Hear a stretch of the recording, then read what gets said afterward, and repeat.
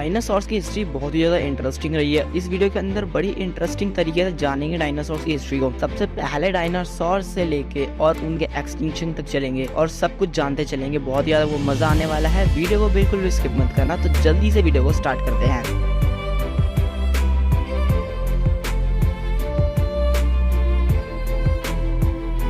Dinosaurs की history जानने से पहले डायनासोर्स के बारे में कुछ फैक्ट्स जान लेते हैं। पैलेंटोलॉजिस्ट ये डायनासोर्स की स्टडी करते हैं। असल में ये जो है एक्सटिंक्ट हो चुके एनिमल्स और प्लांट्स इन सब की एविडेंस के एग्जामिन करते हैं इन सबको, और ये डायनासोर्स की भी स्टडी करते हैं।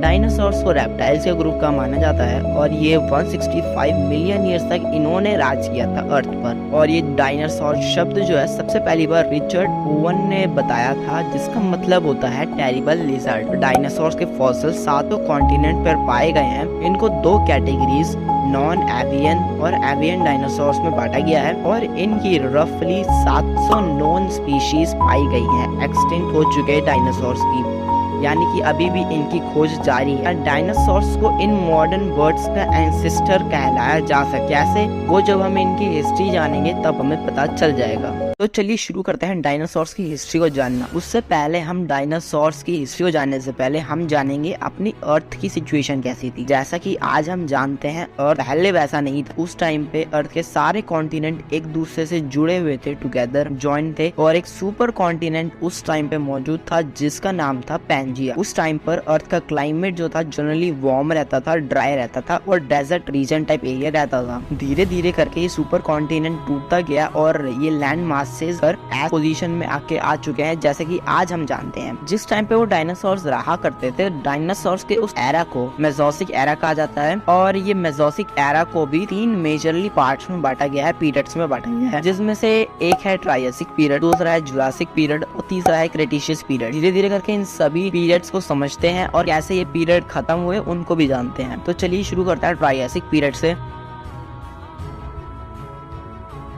तो चलो चलते हैं ट्रायसिक पीरियड पर। ट्रायसिक पीरियड मेसोसिक एरा का सबसे पहला पीरियड है और इस टाइम पे डायनासोर जो थे पहली बार अर्थ पे अपीयर्ड हुए थे, जैसे कि हम सबको पता है। ट्रायसिक पीरियड के दौरान डायनासोर्स का साइज स्मॉल था, जैसा कि हमें लगता है बहुत बड़े बड़े डायनासोर्स रहते होंगे। इस टाइम के डायनासोर रहते नहीं थे। इनकी एवरेज हाइट की बात की जाए तो 1 से 2 मीटर तक की थी, 3 से 6 फीट। और इस टाइम पे कुछ रहने वाले कुछ डायनासोर्स के अगर मैं नाम बोलूं, हेरोसोसॉरस, कोलोफोसिस, पैलेटियोसॉरस और सारिटोकोसॉरस, ये जो थे इस टाइम के कुछ डायनासोर से। और पहले डायनासोर की बात की जाए तो इयोरैप्टर है, जिसको सभी डायनासोर्स का एंसेस्टर भी कहा जाता है। इस टाइम पे जो अर्थ उसके सारे कॉन्टिनेंट एक दूसरे से जुड़े हुए थे, जिसकी वजह से डायनासोर्स को मौका मिलता है एंटायर वर्ल्ड पे स्प्रेड होने का और डाइवर्सिफाई होने का। ये जो पीरियड था 252 से लेके 201 मिलियन ईयर्स एगो तक रहा था। इस टाइम पे सबसे ज्यादा most successful group of dinosaur जो था वो था थेरोपॉड। थेरोपॉड्स कुछ इस टाइप के डायनासोर्स होते हैं। और पीरियड की एंड की बात की जाए तो उसके पीछे के बहुत ज्यादा रीजंस हैं, जैसे कि वॉल्केनिक एक्टिविटीज, क्लाइमेट चेंज और कंपटीशन। वॉल्केनिक एक्टिविटीज, इस टाइम पर क्लाइमेट इतना अच्छा नहीं था अर्थ का, वॉल्केनिक एक्टिविटीज होती रहती थी, जिसकी वजह से कार्बन डाइऑक्साइड की मात्रा एटमॉस्फेयर में बहुत ज्यादा, जिसकी वजह से अर्थ का टेम्परेचर ज्यादा और ग्लोबल वार्मिंग बढ़ रखी थी, जिसकी वजह से डायनासोर्स को सर्वाइव करने में स्ट्रगल करना पड़ा। और साथ साथ क्लाइमेट चेंज की वजह से मरीन लाइफ पे भी इफेक्ट पड़ा और नई नई स्पीशीज जो इवॉल्व करी थी उस टाइम पे, जिसकी वजह से कंपटीशन बढ़ने की वजह से भी ट्रायसिक पीरियड का एंड हुआ।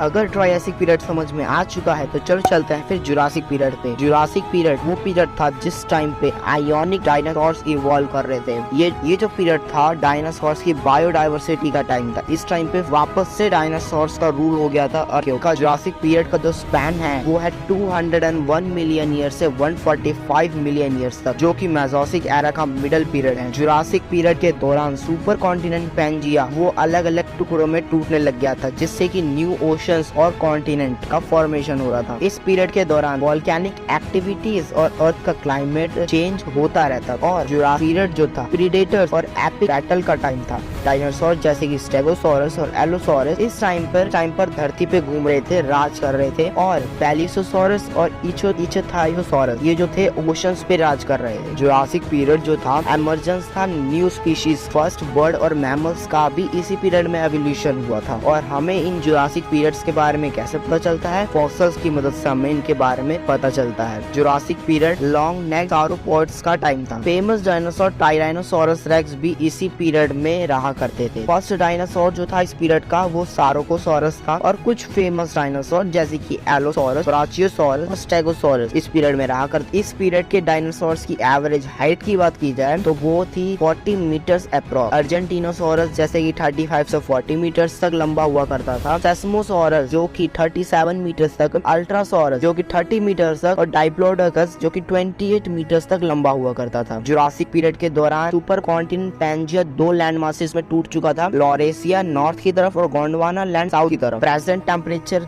से कंपेयर किया जाए तो जुरासिक पीरियड का टेम्परेचर बहुत वार्म था। पोल्स पर भी आइस कैप्स नहीं थी, पोल्स पर भी घने घने जंगल्स हुआ करते थे। फर्स्ट शार्क रे क्रैब पीरियड के दौरान इवॉल्व किए गए। और ये पीरियड एंड कैसे हुआ? तो वही सारे इवेंट जैसे कि वोल्केनिक एक्टिविटीज, क्लाइमेट चेंज और एस्ट्रॉइड इम्पैक्ट, इसकी वजह से जुरासिक पीरियड की बायोडाइवर्सिटी का इससे बहुत लॉस हुआ।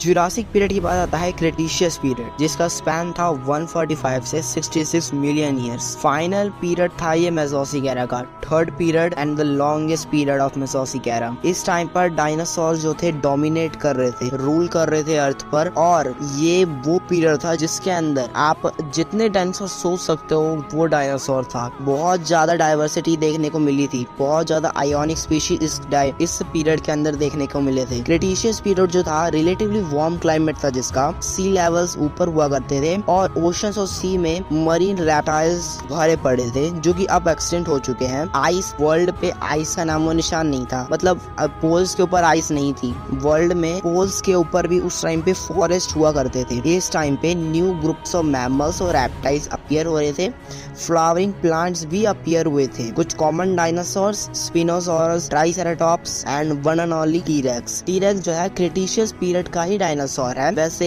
ये बहुत ज्यादा डिबेटेड क्वेश्चन है, पर हम इसको क्रेटिशियस पीरियड का ही मान सकते हैं और ज्यादातर जगह क्रेटिशियस पीरियड ही दे रखा है। चलो अब इसके बारे में कुछ डायनासोर्स के बारे में बात कर लेते हैं। वेलोसिरैप्टर एक स्मॉल एगाइल प्रीडेटर जिसके शार्प टीथ और क्लॉज हुआ करते थे, अपने से बड़े बड़े डायनासोर्स का शिकार कर लेता था ये। स्टेगोसॉरस लार्जेस्ट हर्बीवोरस डायनासोर जिसके बैक के ऊपर ऐसे डिस्टिंक्टिव प्लेट्स हुआ करती थी। एनकेलायोसॉरस हेवीली आर्मर्ड हर्बीवोरस डायनासोर जिसके लिए एक इसकी टेल होती थी इसके डिफेंस के लिए। स्पिनोसॉरस लार्ज प्रेडेटरी डायनासोर जिसके ऊपर ऐसे स्नेल लाइक स्ट्रक्चर हुआ करता था इसके बैक पे। पैचियोपेलोसॉरस एक हर्बीवोरस डायनासोर, थिक स्कल जो कि ये हेड बटिंग के लिए यूज किया करता था, हर्बीवोरस डायनासोर था ये। पैरासोलोफस डक बिल्ड हर्बीवोरस जो कि जिसकी हॉलो क्रस्ट होती थी हेड पर। एलोसॉरस एक large carnivorous dinosaur with sharp teeth and claws. And Diplodocus long neck dinosaur herbivorous dinosaur हुआ करता था, one of the largest land dinosaur था उस टाइम का। ट्राइसेराटॉप्स एक हर्बीवोरस डायनासोर जिसकी नेक पे, जिसके गर्दन पे ऐसा फ्रिल बना होता था और इसके सिर पे हॉर्न्स होते थे ऐसे बड़े बड़े, जिसको ये यूज करता था एज अ डिफेंस के लिए प्रेडेटर से। और T-rex largest and apex predator उस टाइम का कार्निवोरस डायनासोर जो कि इस पीरियड में रहा करता था।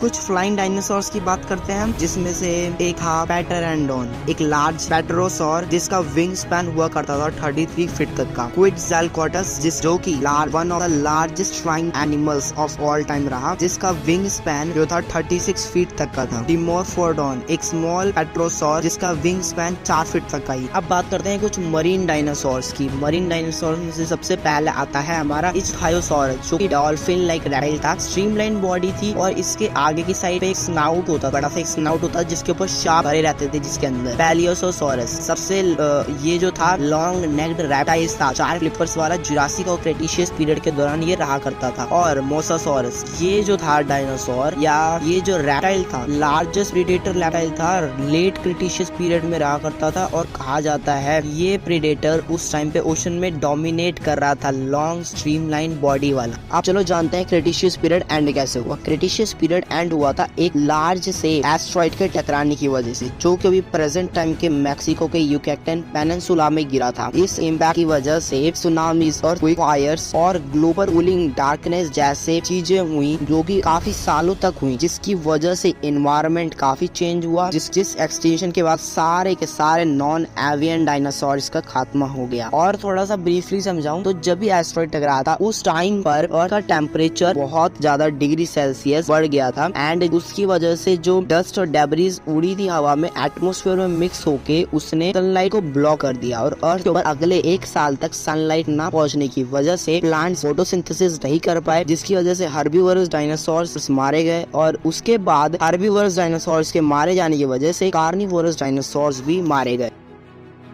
अगर ये वीडियो पसंद आई है तो इस वीडियो को लाइक और अपने दोस्तों के साथ शेयर करके उन तक भी ये इन्फॉर्मेशन पहुंचाना, और इस चैनल को सब्सक्राइब जरूर कर लेना। अगर तुम लोगों के दिमाग में भी कोई आइडिया है जिसके ऊपर मैं वीडियो बना सकता हूँ तो उस आइडिया को भी कमेंट कर देना। आपसे मिलेंगे फिर से एक ऐसी मजेदार सी वीडियो में, जब तक के लिए बाय बाय।